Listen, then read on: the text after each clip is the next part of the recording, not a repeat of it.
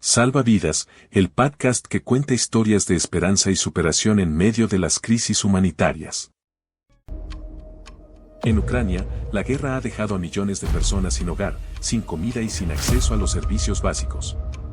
Remar SOS está presente en Ucrania desde el inicio de la guerra, ayudando a las personas más vulnerables. Tú puedes ayudar. Haz un donativo a Remar SOS, hazte voluntario o difunde este anuncio. Ayuda a las víctimas de la guerra en Ucrania. Remar SOS. Ayudando a los que más lo necesitan. Ponte en contacto por WhatsApp. +34 611 238 505. Es un programa dirigido, escrito y producido por Antonio Resco. No se lo pierda.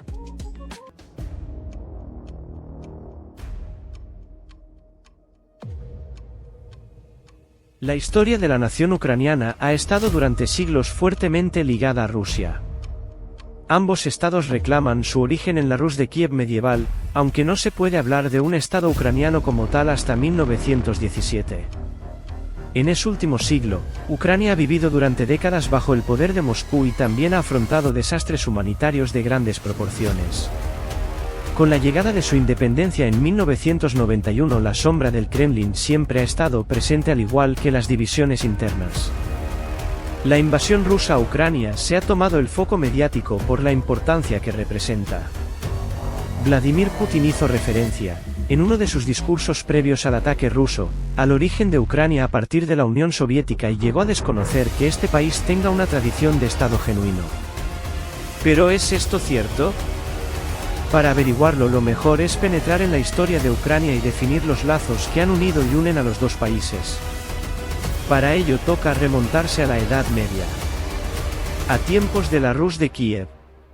Esta federación de tribus eslavas dominó una gran parte de la estepa europea entre los siglos IX y XIII.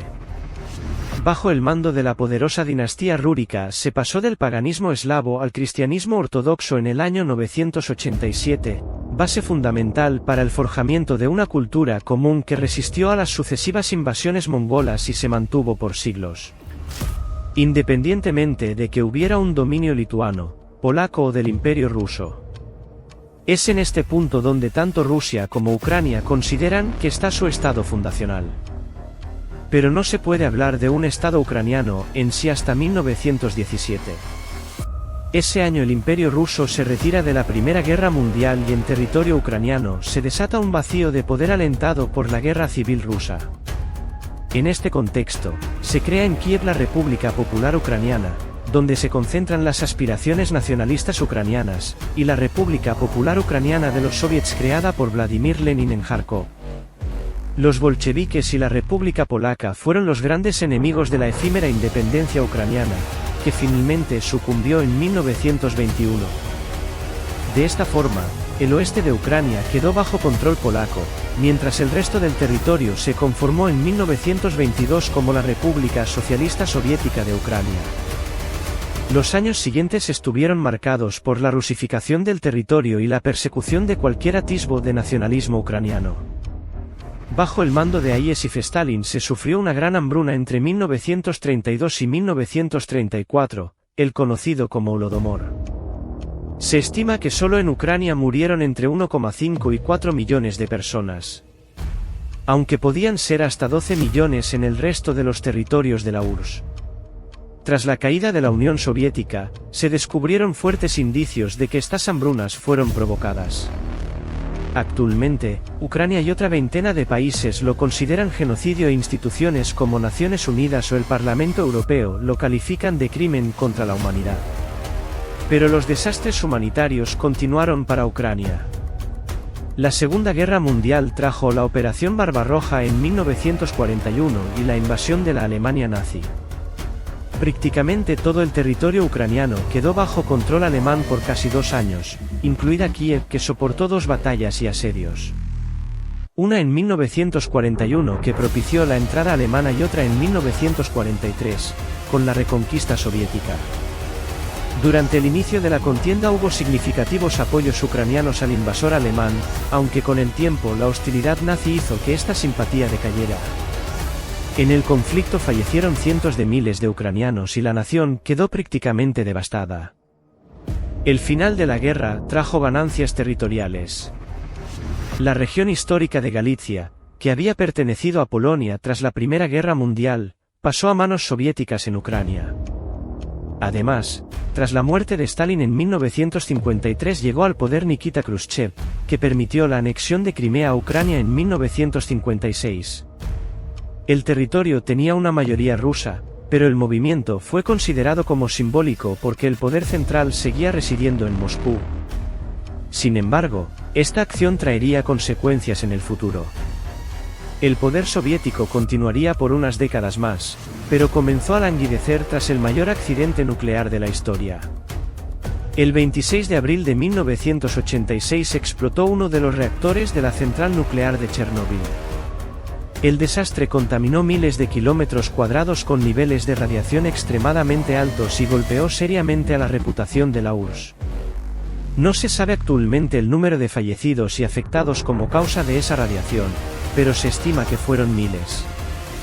Es en este contexto en el que comienza el final de la Unión Soviética, que se materializa en 1991. El 24 de agosto de ese año el Parlamento ucraniano declaró la independencia. Posteriormente ratificada el 1 de diciembre de 1991 por medio de un referendo. Este paso, junto con la posterior firma del Tratado de Belaveza, certificaron el final de la URSS y el reconocimiento como Estado independiente de Ucrania. Su primer presidente fue Leonid Kravchuk, aunque desde 1994 y hasta 2005 el hombre fuerte en Kiev fue Leonid Kuchma, un político ligado a Moscú que gozaba de gran apoyo en el este y sur del país. En 2005 llegó al poder Víktor Yushchenko, el primer presidente alejado del Kremlin, tras ganar a Viktor Yanukovych, la opción oficialista favorita. La victoria se dio tras un balotaje que se tuvo que repetir por indicios de fraude. Pero Yanukovych supo rehacerse y ganar las elecciones de 2010, volviendo a llevar a Ucrania a la esfera más próxima a Moscú.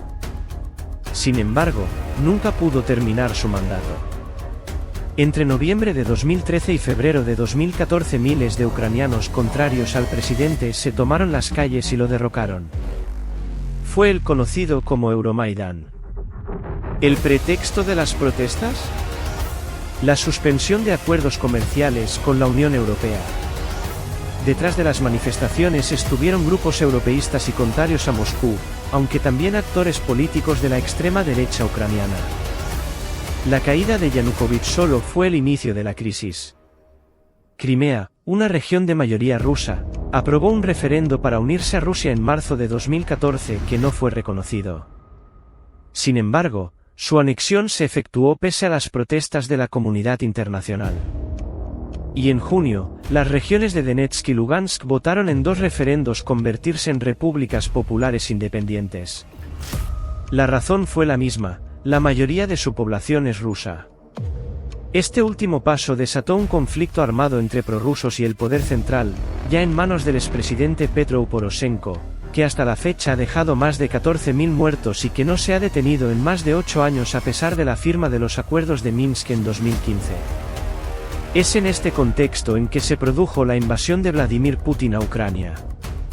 Con la excusa de que se estaba cometiendo un genocidio contra las poblaciones de Donetsk y Lugansk, el presidente ruso reconoció sus independencias e intervino en Ucrania. Pero su ofensiva militar no se circunscribió a estas regiones, sino que atacó a toda Ucrania.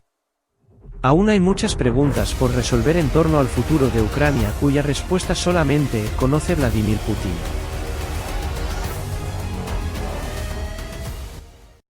En Ucrania, la guerra ha dejado a millones de personas sin hogar, sin comida y sin acceso a los servicios básicos. Remar SOS está presente en Ucrania desde el inicio de la guerra, ayudando a las personas más vulnerables. Tú puedes ayudar. Haz un donativo a Remar SOS, hazte voluntario o difunde este anuncio. Ayuda a las víctimas de la guerra en Ucrania. Remar SOS. Ayudando a los que más lo necesitan. Ponte en contacto por WhatsApp. +34 611 238 505. Salva vidas. Una ventana abierta a la esperanza. Llegó la hora de despedirnos por hoy. Nos hemos acercado al conflicto de Ucrania con Rusia y a las personas que lo están padeciendo. Recuerda que tú también puedes hacer algo por ellos. Si no puedes ser uno de los voluntarios que se desplacen hasta Ucrania o sus fronteras, puedes apoyar desde casa.